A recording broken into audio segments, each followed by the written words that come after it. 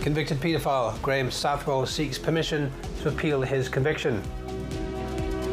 The EU backs Spain after emergency talks on the Ceuta crisis as ministers agree tougher border measures. One of Gibraltar's most iconic landmarks opening its doors to the public following renovations, and a darts champion visits the Rock to raise money for GBC's Open Day.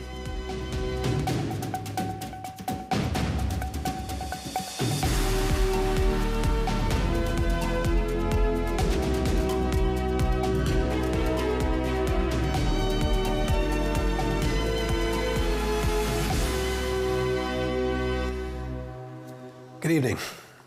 Convicted paedophile Graham Southwell is seeking permission to appeal against his conviction. The former GHA and St John ambulance volunteer was sentenced to 39 years in prison after being found guilty of 19 counts of sexual abuse involving 5 children. Following sentencing, Southwell was granted leave to appeal against his sentence. He is now seeking leave to appeal against his conviction as well. When Southwell was sentenced to 39 years in prison, his former lawyer, Robert Fischel, obtained leave to appeal against the sentence, but did not seek leave to appeal against the conviction. Mr. Fischel died 2 months later, and the case was subsequently taken over by Shane Danino. The application was heard by the Chief Justice, sitting as a single judge of the Court of Appeal.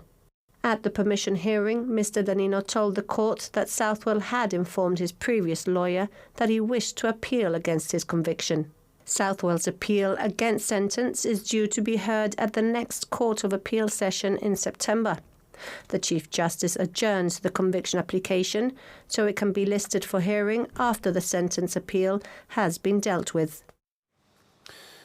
If you are a victim of sexual abuse, you can contact the Royal Gibraltar Police Specialist Team directly on 200 48 042 or file a report online. The European Union has backed Spain's handling of last week's migration crisis in Ceuta while agreeing on the need to strengthen the bloc's external borders and tackle criminal trafficking networks.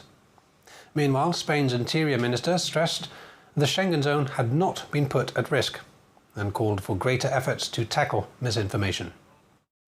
Following emergency talks in Brussels, European Commissioner Magnus Brunner said around 70,000 people had crossed into Ceuta during the crisis, but none had reached the Schengen area, describing that as evidence that Europe's border system had worked, despite being placed under severe strain.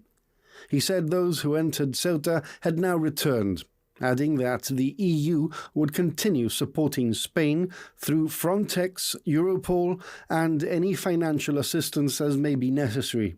The Commissioner announced 5 priority areas for future action: stronger cooperation with countries of origin and transit, swifter returns, further strengthening of the EU's external borders, improved early warning systems, and tougher action against people smuggling networks. Frontex is already on the ground with more than 30 people in Ceuta, and is of course ready to do more also. And also other EU agencies like Europol, like our asylum agency, stand ready to assist Spain.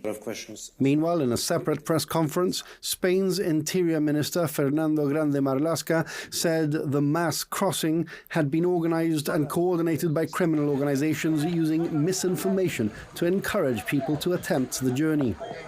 He stressed that Ceuta remains outside the Schengen area and that nobody can travel freely from the enclave to mainland Spain, adding that Frontex had confirmed the integrity of Schengen had never been at risk.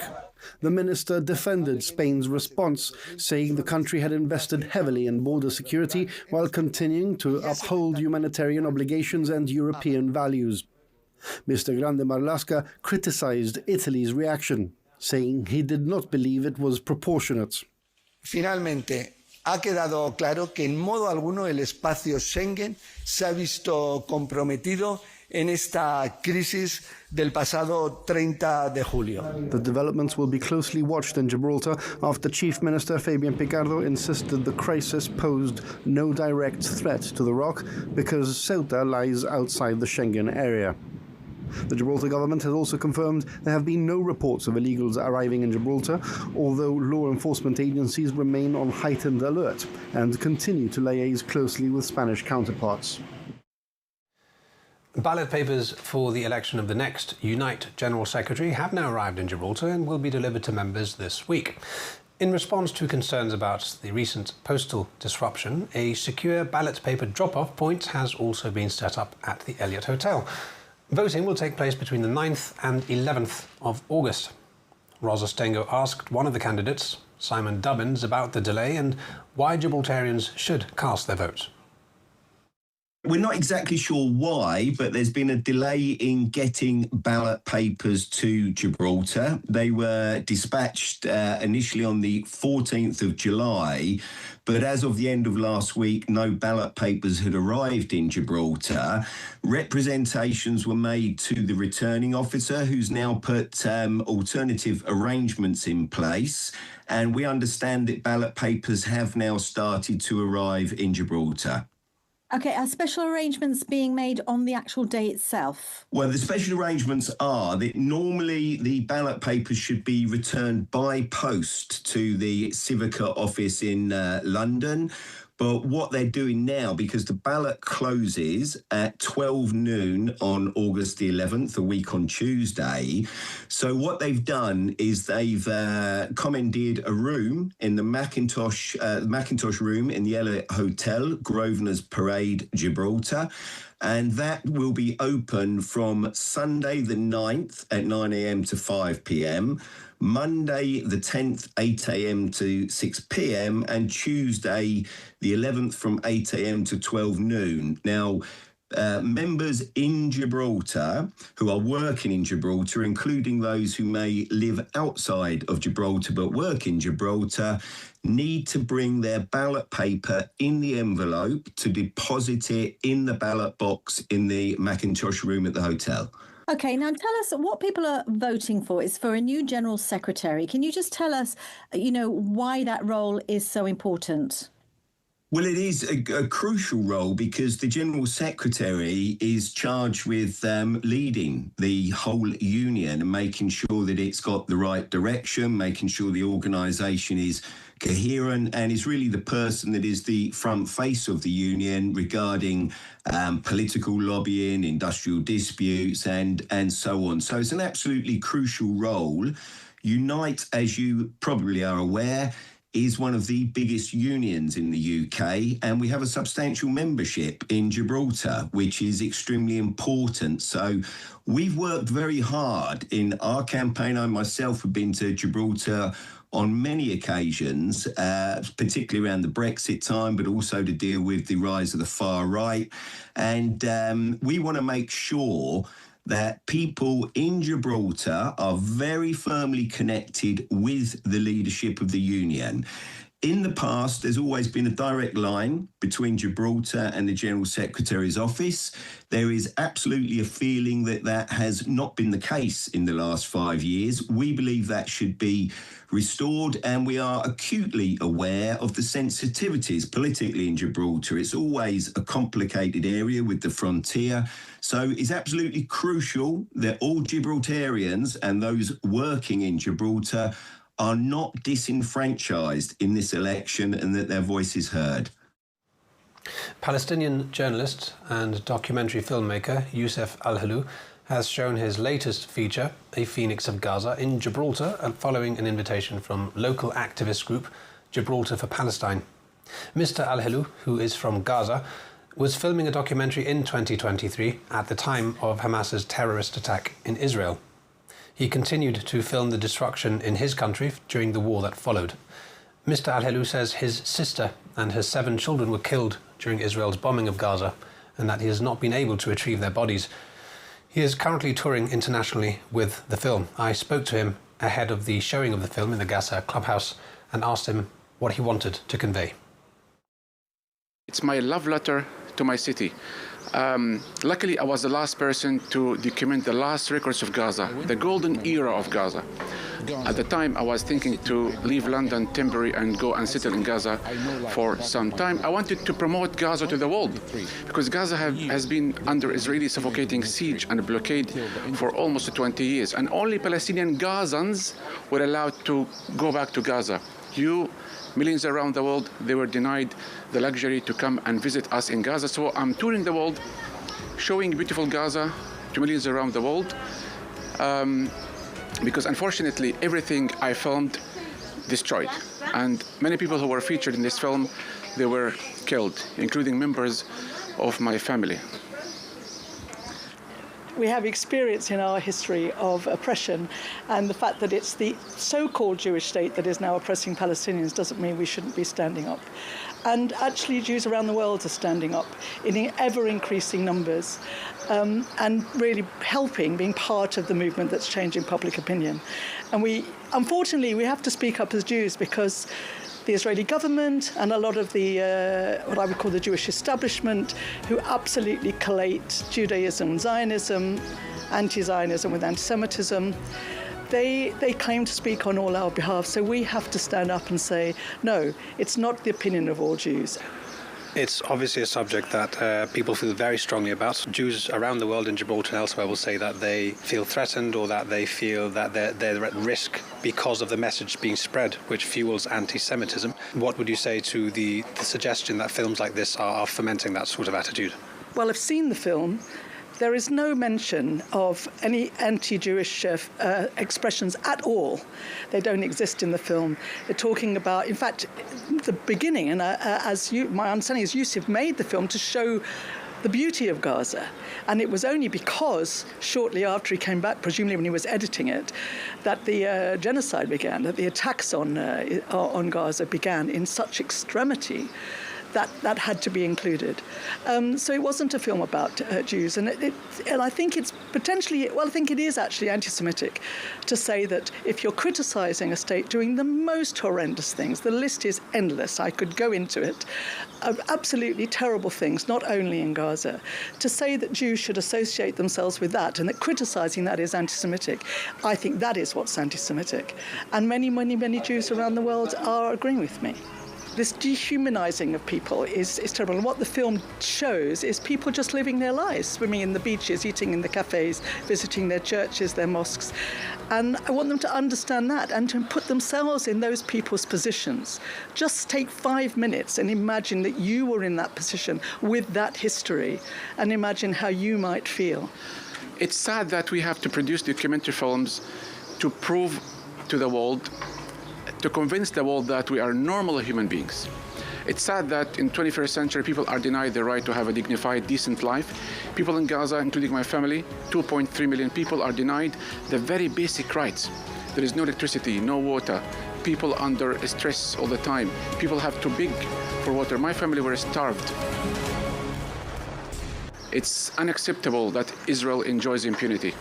And when you show your rejection to Israel's policies, this is normal. We don't criticize the Jewish community. We have so many Jewish people taking part in our demonstrations across the world to say, not in our name. Wrong is wrong, enough is enough. Palestinians have a right to feel they are free, to have self-determination and to have their own independent Palestinian state. You're watching GBC News. Still to come, we take a look inside the Lighthouse as it opens its doors for guided tours, and we'll hear from darts PDC champion Stephen Bunting in Gibraltar to raise money for GBC's Open Day. Back in just a few minutes. Stay with us.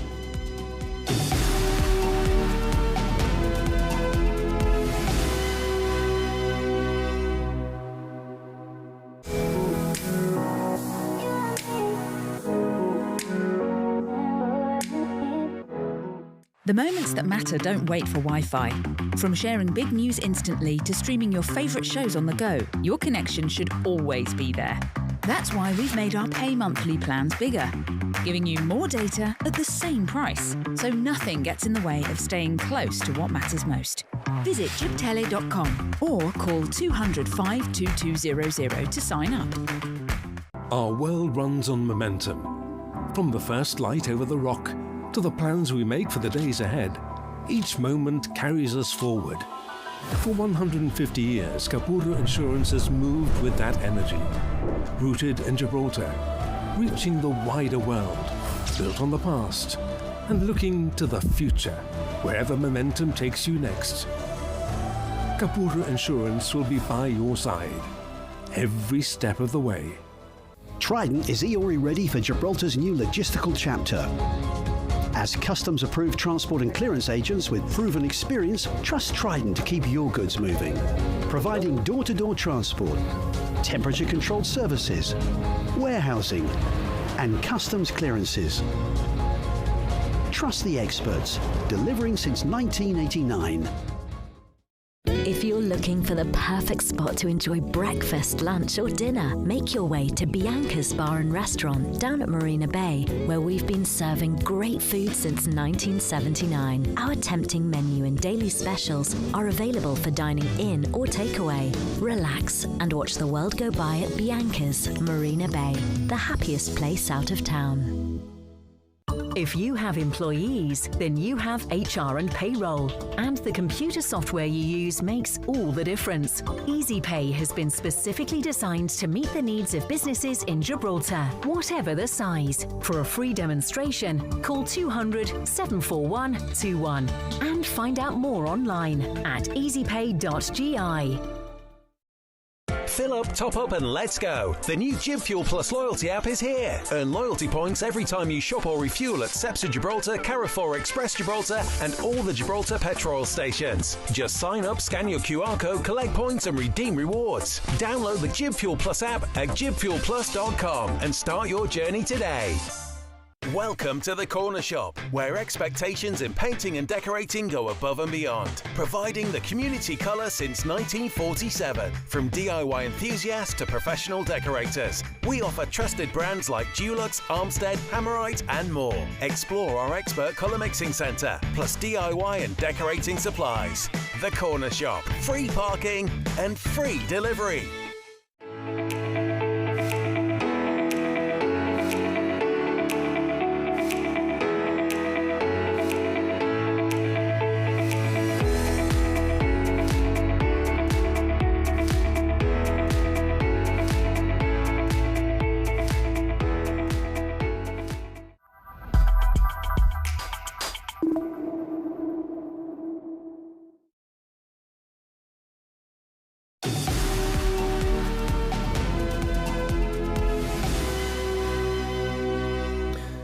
Welcome back.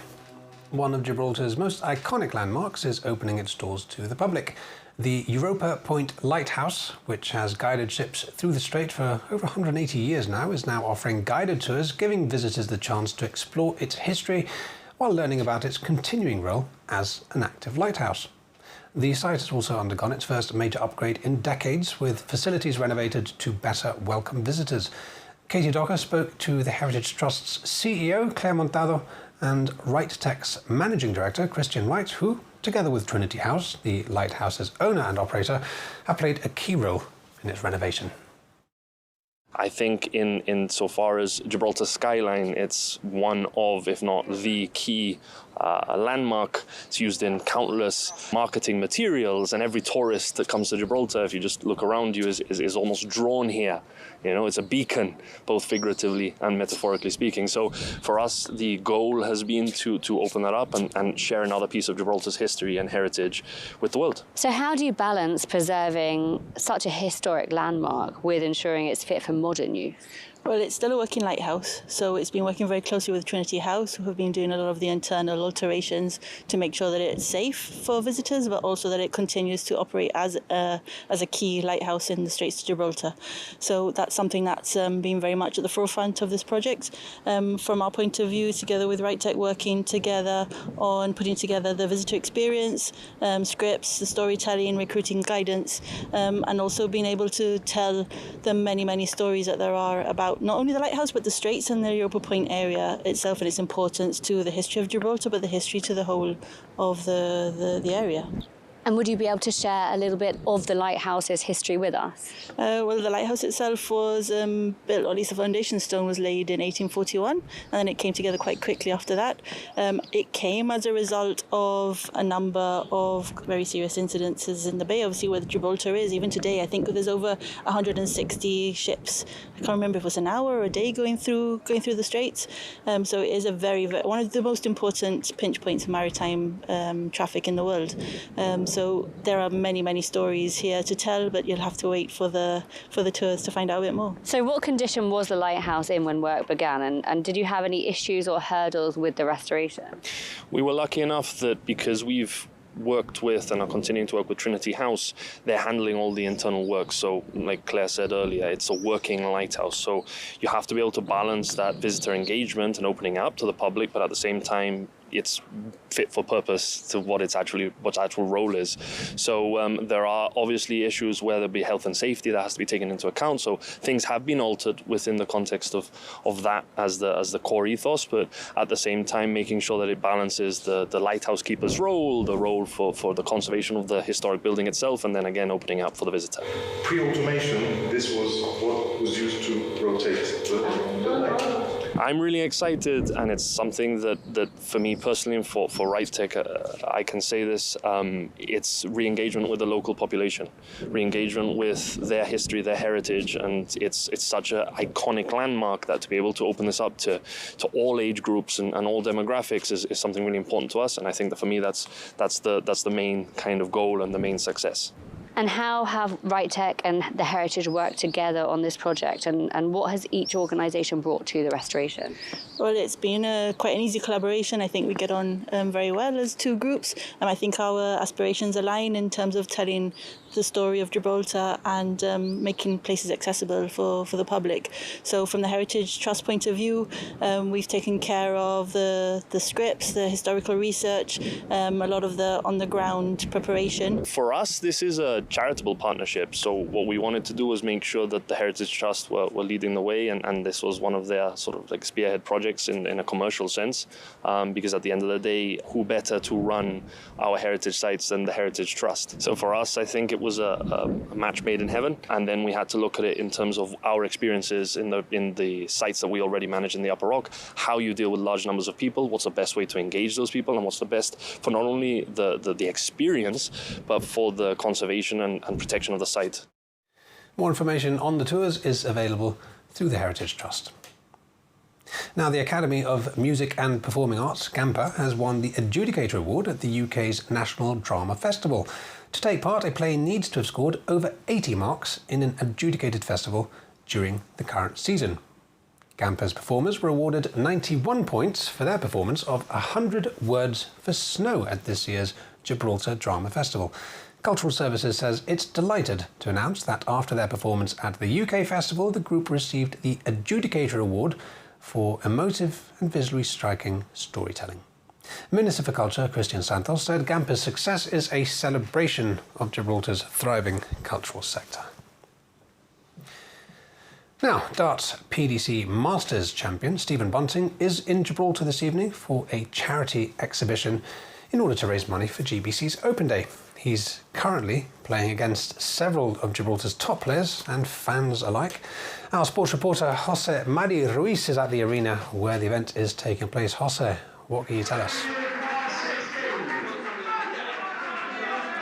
Good evening, and perfect timing to come to us here as the man himself is currently on stage. Stephen Bunting is playing a game against 9-year-old Eddie Cartwright, who I was just speaking to outside before, and he was saying how much of a Stephen Bunting fan he is, how much he loves darts, and he bought a raffle hoping that his number would be called out and he could take on the bullet.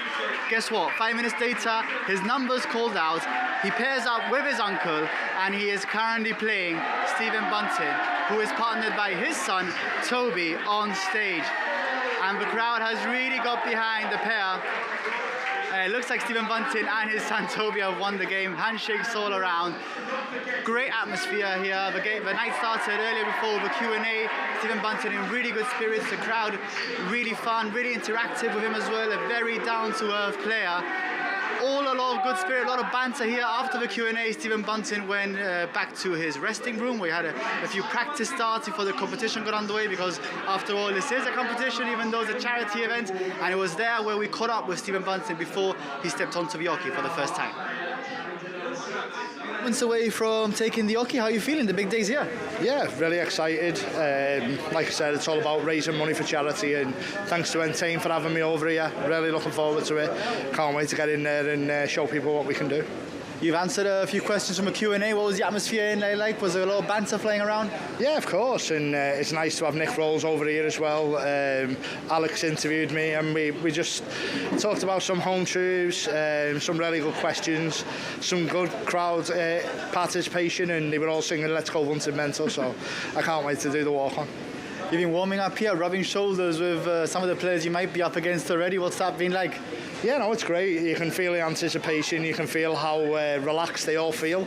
But as soon as Nick shouts game on, it's a different game, isn't it? So, yeah, hopefully I'm prepared. Hopefully I feel really good. So, hopefully I can play my best darts and come out victor. And everyone's anticipating, hoping for your walkout song. Are you excited for that? Yeah, always. The walkout song is such a big part of my game now, so hopefully the crowd all sing it back to me, and yeah, we're going to have a fantastic night no matter what. And just finally, before I let you get up to the hockey, you've been to Gibraltar several times. What do you made your trip this time around? A bit of an extended holiday. You've had a good time? Yeah, no, it's been a lot more relaxed. Obviously, there's not been a big darts tournament in the way. Just looking forward to this night, and yeah, we've been here now over a week. Really enjoyed it so far. Still got a few days. Looking forward to going in Gemma's pool, and yeah, we can't look forward to everything that's going to happen enough, to be honest. Thank you very much. Best of luck. Thank you. Well, moments after that interview, he took on Ethan the Problem Pullum, and let me tell you, it caused Bunting a big problem. He lost the game in straight legs. 2-0 for Ethan Pullum. The crowd erupted there. The teenager beating the world number 9 here in front of his friends and family and the crowd. A disappointing start and end to the night for Stephen Bunting, who was eliminated from the competition in the first round, although he is still playing against those raffle ticket winners. He's up there, I think, right now as well, playing a game. 12 lucky winners will go up against Stephen Bunting. I think he's gone through half of those already. The competition is still happening at the same time, with the semi-finals now taking place. Ethan Pullum, Justin Hewitt, Dyson Brody and Nico Bado still in the competition, as Stephen Bunting is watching on, enjoying himself. They've managed to raise £5,000 for the GBC Open Day before the event started. Now with raffle ticket sales, and they are selling some sporting memorabilia at the end of the night, signed by Stephen Bunting himself. They are hoping to raise up to £10,000 for the GBC Open Day. A lot of darts left to be played here. Great fun. And there he is, one more dart to throw. We might be seeing in the background, there he is throwing darts for world number 9. Eliminated from the competition, but he's still in good spirits, still having fun, still raising money for the GBC Open Day. Thanks, Hossa. You rarely see a dull match, darts match rather, don't you? That's all from the news team for now. Don't forget you can, as always, catch up on our website and across our social media pages. Do have a good evening from us here at Broadcasting House. Good night.